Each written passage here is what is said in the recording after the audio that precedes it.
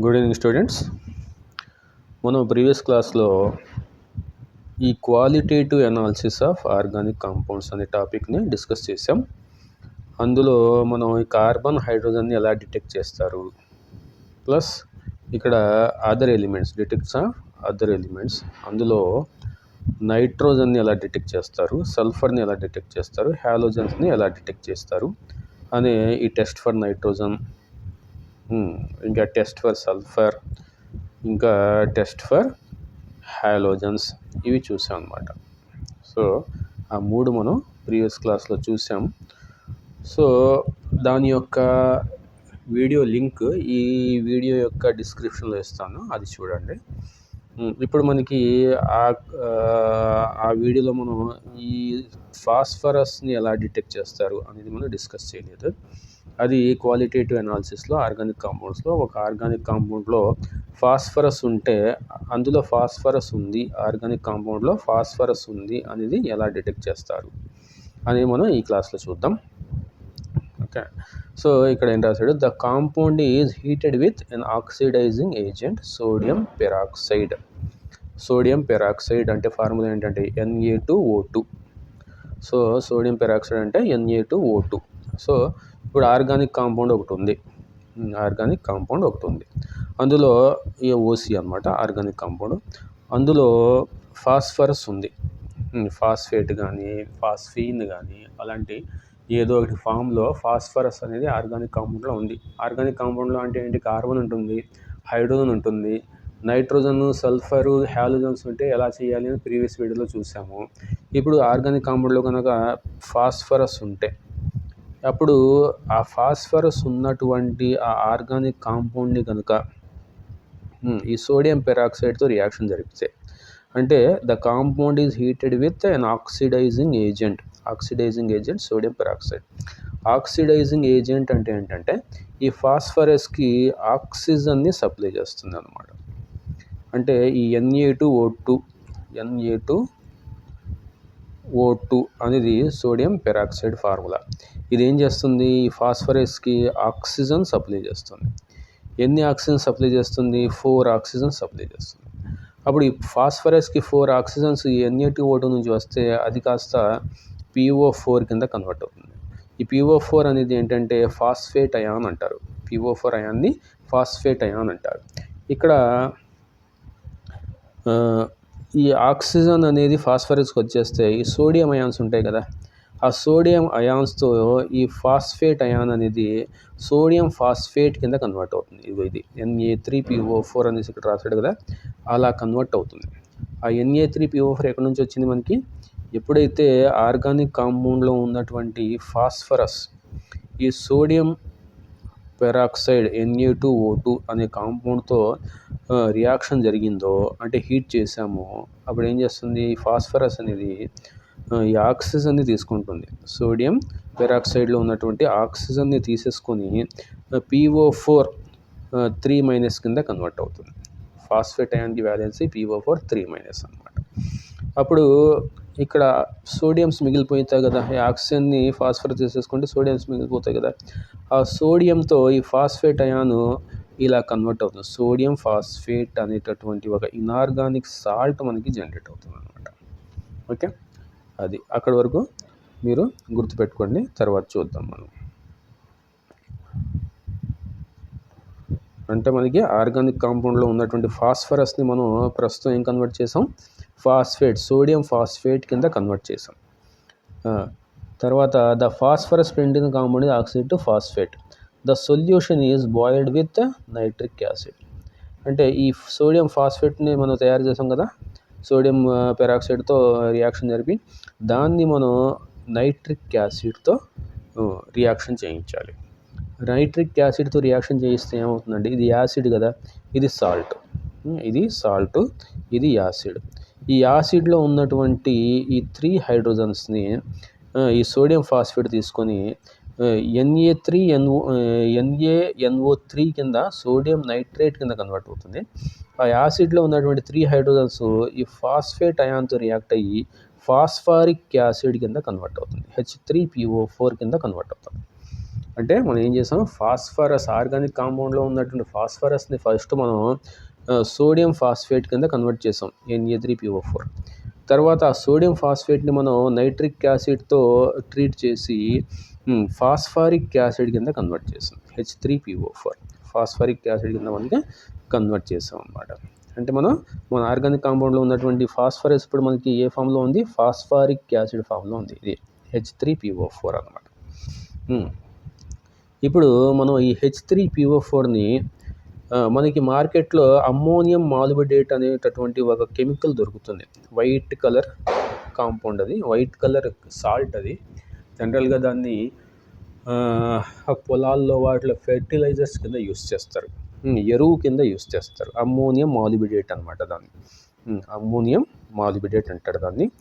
అది తీసుకొచ్చి ఇక్కడ మనం తయారు చేసినటువంటి ఫాస్ఫారిక్ యాసిడ్తో దాన్ని రియాక్షన్ చేయించామనుకో, అప్పుడు ఈ ఫాస్ఫారిక్ యాసిడ్ అనేది ఈ అమ్మోనియం మాలిబిడేట్తో రియాక్షన్ జరిపి నైట్రిక్ యాసిడ్ సమక్షంలో అమ్మోనియం ఫాస్ఫోమాలిబిడేట్ అనేటటువంటి ఒక ఇనార్గానిక్ సాల్ట్ని తయారు చేస్తుంది. అమ్మోనియం ఫాస్ఫోమాలిబిడేట్ అనేటువంటి ఒక సాల్ట్ని ప్రిపేర్ చేస్తుంది. దాని ఫార్ములా ఏంటి, NH4 tries PO4 12 MO. MO అంటే మాలిబిడినం అనమాట. MO అంటే మాలిబిడినం, స్మాల్ ఓ అనమాట, క్యాపిటల్ ఓ కాదు. ఈ క్యాపిటల్ ఓ అనేది ఆక్సిజన్, స్మాల్ ఓ అనేది MO, అంటే రెండు ఒకటే. MO అనేది మాలిబిడినం ఎలిమెంట్ అనమాట. ఈ క్యాపిటల్ O3 ఉంది కదా, అది ఆక్సిజన్స్ అనమాట. ఆ టోటల్ ఫార్ములా అమ్మోనియం ఫాస్ఫోమాలిబిడేట్ ఫార్ములా అంటారు.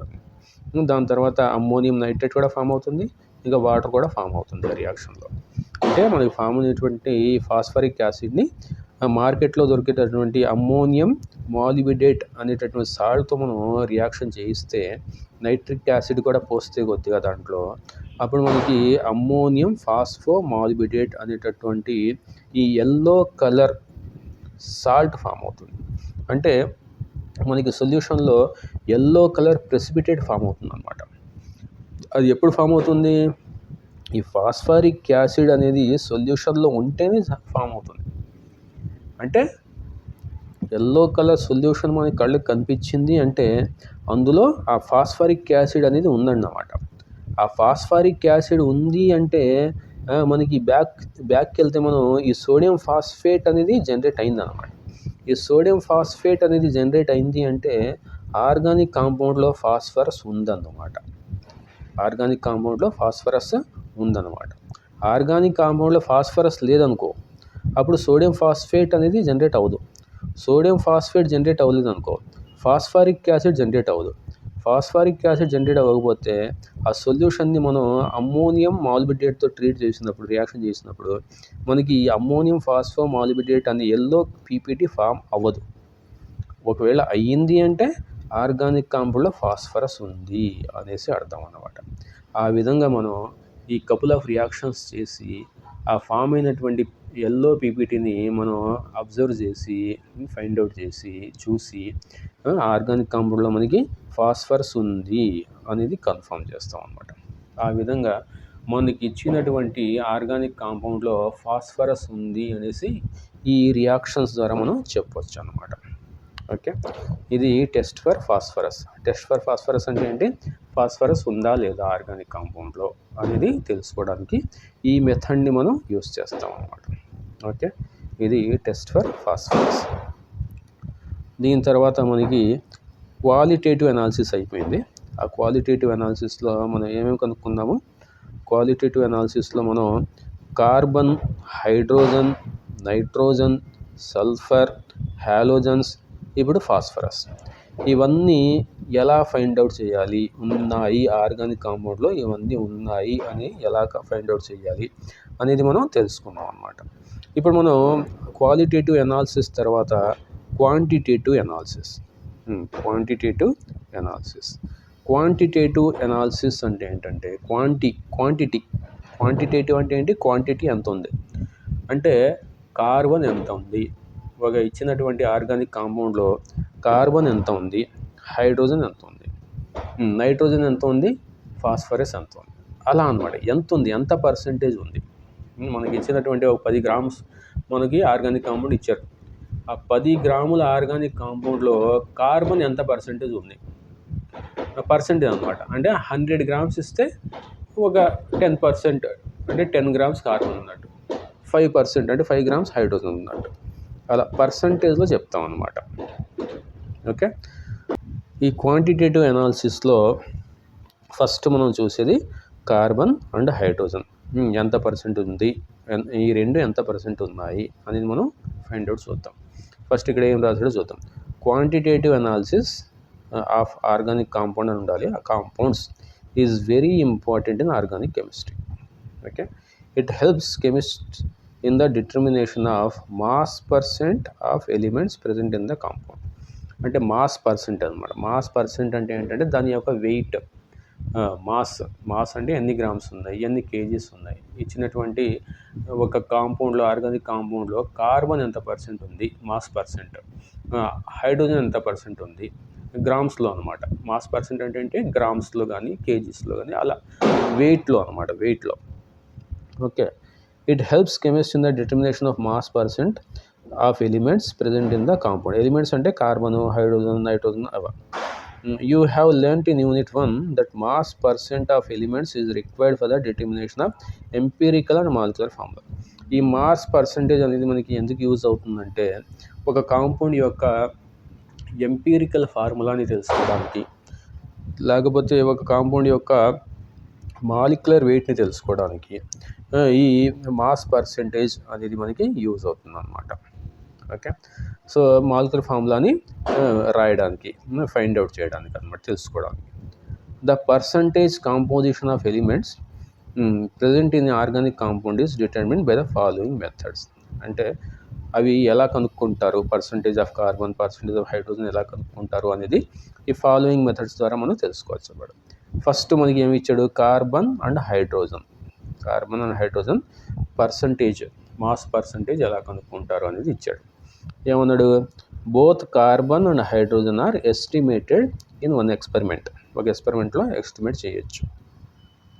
ఏం చేయాలి దానికి, a known mass of organic compound is burnt in the presence of excess of oxygen and copper two oxide అంటున్నాడు. అంటే ఒక ఆర్గానిక్ కాంపౌండ్ని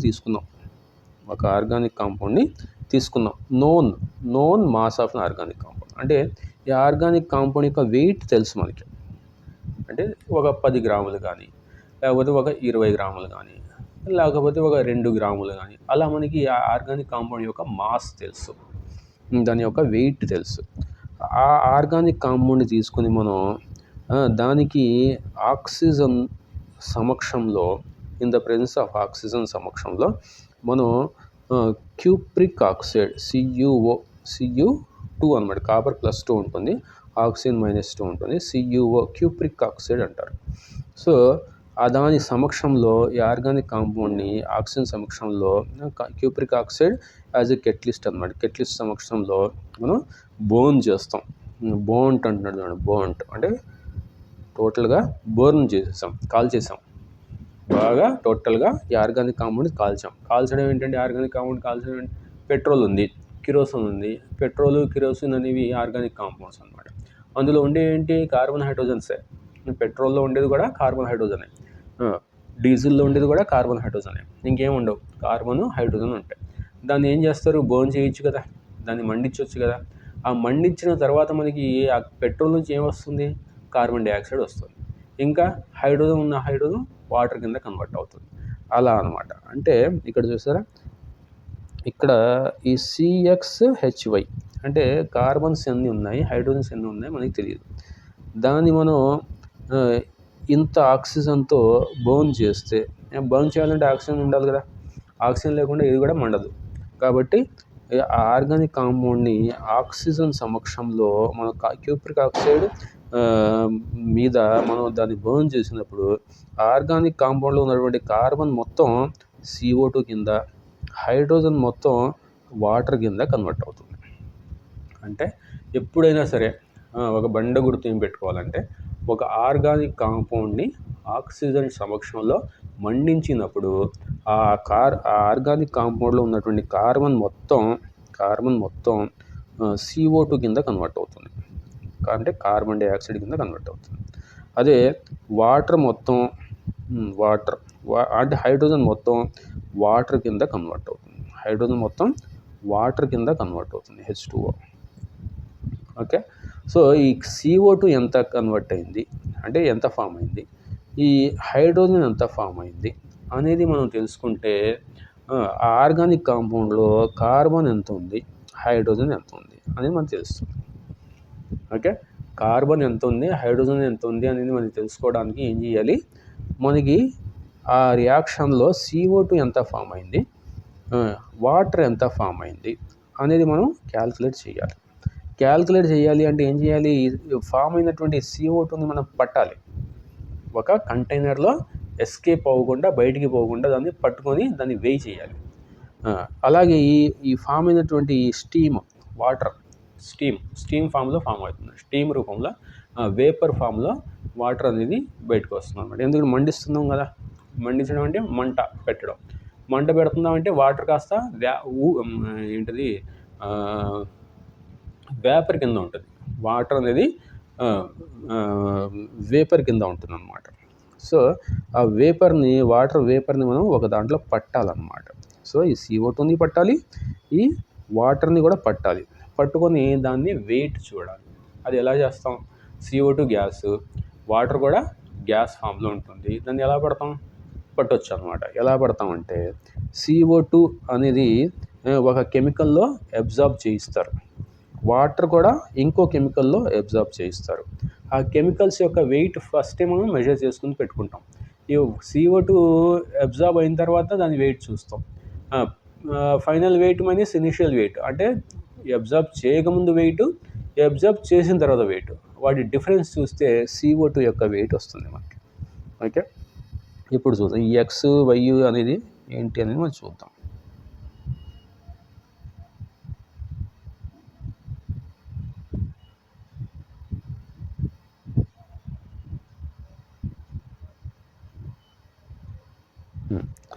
ఇక్కడ CXHY అన్నాడు, ప్లస్ X+Y/4 ఆక్సిజన్ అన్నాడు, O2. అప్పుడు XCO2 అన్నాడు, Y/2 H2O అన్నాడు. సపోజ్ మనం X అనేది 2 తీసుకుందాం, C2, H అనేది 4 తీసుకుందాం, అప్పుడు ఏమవుతుంది, ఇది X అంటే 2 తీసుకుందాం, C2 తీసుకుందాం కదా, X అనేది 2, Y అనేది 4, 4/4 అంటే 1, ఇక్కడ 4/4 అంటే 1, అంటే ఇది 2, ఇది 1, అంటే 3O2 వస్తుంది అన్నమాట. ఇక్కడ 3O2, 3 ఆక్సిజన్ పెట్టాం. అప్పుడు మనం ఇక్కడ XCO2, X అంటే ఎంత 2, CO2 ప్లస్ Y/2, Y అంటే ఎంత 4 కదా, 4/2, 4/2 అంటే 2, H2O.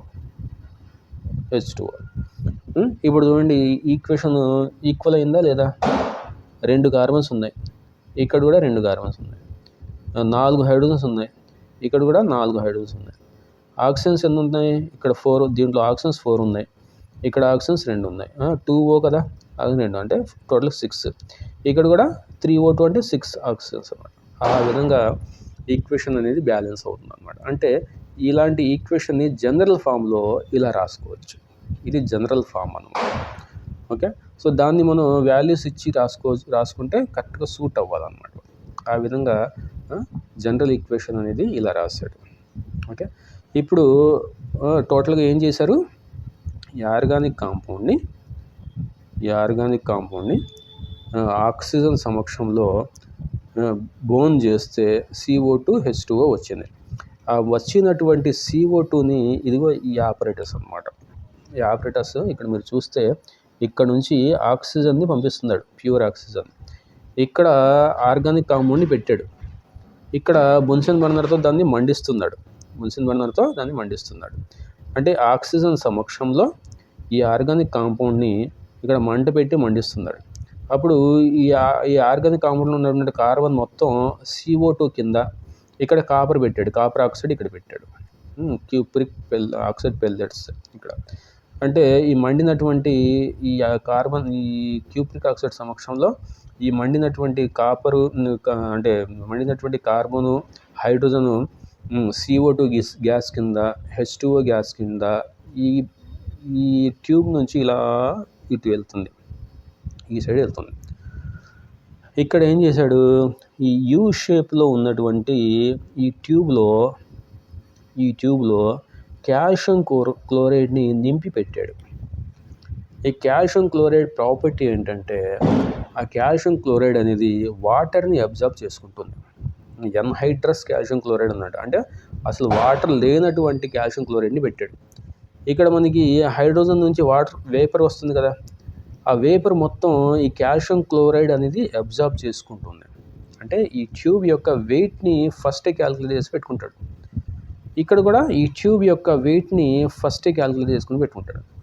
ఈ ట్యూబ్లో అయితే కాల్షియం క్లోరైడ్ పెట్టాడు, ఈ ట్యూబ్లో అయితే పొటాషియం హైడ్రాక్సైడ్ పెట్టాడు, KOH పెల్లెట్స్ పెట్టాడు. ఓకే, ఇప్పుడు ఈ కాల్షియం క్లోరైడ్ అనేది వాటర్ని అబ్జర్వ్ చేసుకుంటుంది, ఈ పొటాషియం హైడ్రాక్సైడ్ అనేది CO2 గ్యాస్ని అబ్జర్వ్ చేసుకుంటుంది. అదే కదా, ఆ రెండే కదా మనకి వచ్చాయి. ఇక్కడ CO2 గ్యాస్ వస్తుంది, వాటర్ వేపర్ వస్తుంది. ఆ CO2 గ్యాస్ని ఈ పొటాషియం హైడ్రాక్సైడ్ అబ్జర్వ్ చేసుకుంటుంది, ఈ వాటర్ వేపర్ని ఈ కాల్షియం క్లోరైడ్ అనేది అబ్జర్వ్ చేసుకుంటుంది. అబ్జర్వ్ చేసుకుని ఏమవుతుంది, ఈ ట్యూబ్ యొక్క వెయిట్ పెరుగుతుంది కొద్దిగా, ఈ ట్యూబ్ యొక్క వెయిట్ కూడా పెరుగుతుంది కొద్దిగా. అంటే ఇనీషియల్గా అబ్జర్వ్ చేయకముందు ఈ ట్యూబ్ వెయిట్ తెలుసు, అబ్జర్వ్ చేయకముందు ఈ ట్యూబ్ వెయిట్ కూడా తెలుసు. అబ్జర్వ్ చేసిన తర్వాత వెయిట్ చూస్తారు, అబ్జర్వ్ చేసిన తర్వాత ఈ ట్యూబ్ యొక్క వెయిట్ చేస్తారు. ఆ డిఫరెన్స్, ముందు ఎంత వెయిట్ ఉంది, తర్వాత ఎంత వెయిట్ ఉంది, ఆ తర్వాత దాంట్లో ముందు తీసేస్తే CO2 యొక్క వెయిట్ వస్తుంది, CO2 యొక్క మాస్ వస్తుంది, ఎంత అబ్జర్వ్ అయింది అని మాస్ వస్తుంది. అలాగే వాటర్ యొక్క మాస్ కూడా, వెయిట్ కూడా మనకి వస్తుంది. ఆ విధంగా CO2 యొక్క మాస్ తెలుస్తుంది, వాటర్ యొక్క మాస్ కూడా తెలుస్తుంది. ఇప్పుడు ఏం చేస్తారంటే, ఆ CO2 మాస్ తెలిసిన తర్వాత, వాటర్ మాస్ తెలిసిన తర్వాత ఏం చేస్తారంటే,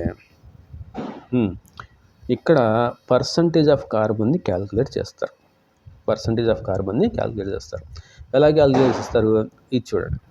let the mass of organic compound be m grams. అంటే మనం ఫస్ట్ ఆర్గానిక్ కాంపౌండ్ తీసుకున్నాం కదా కొద్దిగా, దాని యొక్క వెయిట్ మనం ఫస్టే మెజర్ చేసుకుని పెట్టుకుంటున్నాం కదా, అది ఎంత 10 గ్రామ్స్ ఆఫ్ ఆర్గానిక్ కాంపౌండ్ తీసుకుంటున్నాము అనేది, దాని యొక్క వెయిట్ m గ్రామ్స్ అనుకోండి అంటున్నాడు, m గ్రామ్స్ అనుకోండి అనేసి అంటున్నాడు. ఓకే, అంటే టోటల్ ఆర్గానిక్ కాంపౌండ్ యొక్క వెయిట్ m గ్రామ్స్ అనమాట. లెట్ అంటే లెట్ బి అనుకోండి అంటాడు.